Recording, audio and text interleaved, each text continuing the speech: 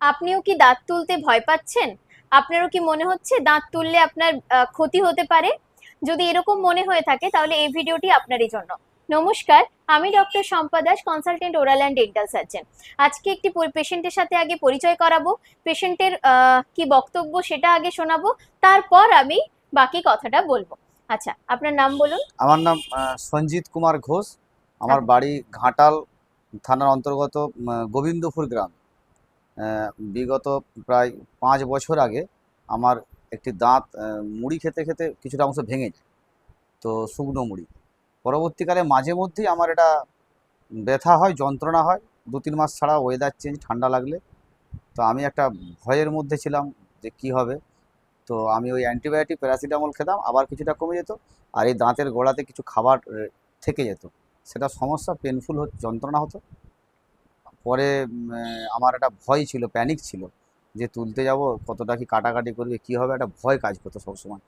সে থেকে আমি এতটা লং টাইম, তারপরে আমি ম্যাডামের ফেসবুকে এবং ওই ডাক্তারি যে দাঁত সম্পর্ক যে বিভিন্ন বিজ্ঞপ্তি বা বিভিন্ন আলোচনা, সেগুলো শুনে আমি সমৃদ্ধ হয়েছিলাম কিছুটা। মনে একটু সাহস সঞ্চার করে আমি এখানে এসে এটা আজকে তুলব। আচ্ছা, ভয় পাচ্ছেন? ভয় পাওয়ার মতো কিছু নেই। আচ্ছা, আমি আগে একটু কেসটা দেখাই যে এটা গত 5 বছর ধরে উনি যেটা ফেলে রেখেছেন। একটা দাঁতেরই আমি 4টে ফটো নিয়েছি, 4 দিক থেকে।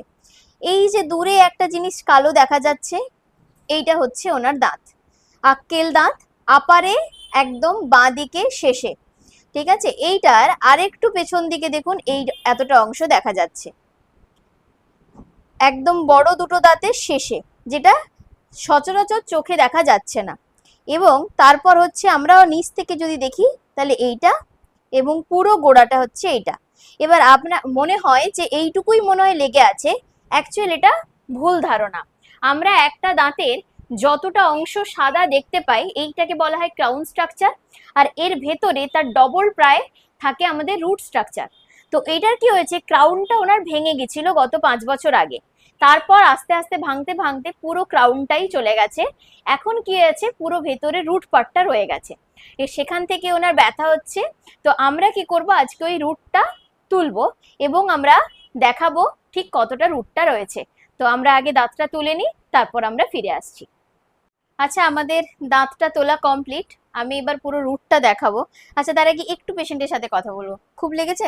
না, লাগে না। যতটা ভয় পাচ্ছিলেন? আমি ভয় পাচ্ছিলাম কিন্তু কিছু বুঝতে পারিনি, সেরকম কিছুই লাগেনি। লাগেনি? কিছু আচ্ছা। লাগেনি। আচ্ছা, আর বেশি কথা বলার না, কারণ ওনার দাঁত তোলা হয়ে গেছে। আচ্ছা, আমি আগে তো দেখালাম, এই হচ্ছে রুটটা, এই এতটা অংশ তলায় ছিল, আর ওপর থেকে এই কালো অংশটুকু দেখা যাচ্ছিল। আচ্ছা, একটু ক্যামেরাটা স্ক্রিনে নিয়ে এসো। এই যে এই কালো অংশটা ওপর থেকে এইটুকু দেখা যাচ্ছিল, আর তলায় রুটটা ছিল এতটা।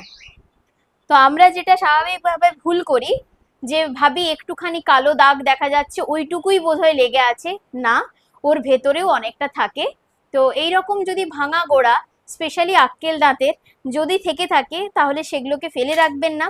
এই আক্কেল দাঁতের গোড়াগুলো ফেলে থাকলে অনেক সময় কি হয়, ওই ধারালো অংশগুলো, এই যে জায়গাগুলো নষ্ট হয়ে গেছে, এই ধারালো অংশগুলো কিন্তু অনেক সময় গালে ট্রমা দেয়, গালটা কাটা হতে থাকে, এখান থেকে ট্রমাটিক আলসার হতে পারে এবং আপনার অনেক বড় কিছু হতে পারে।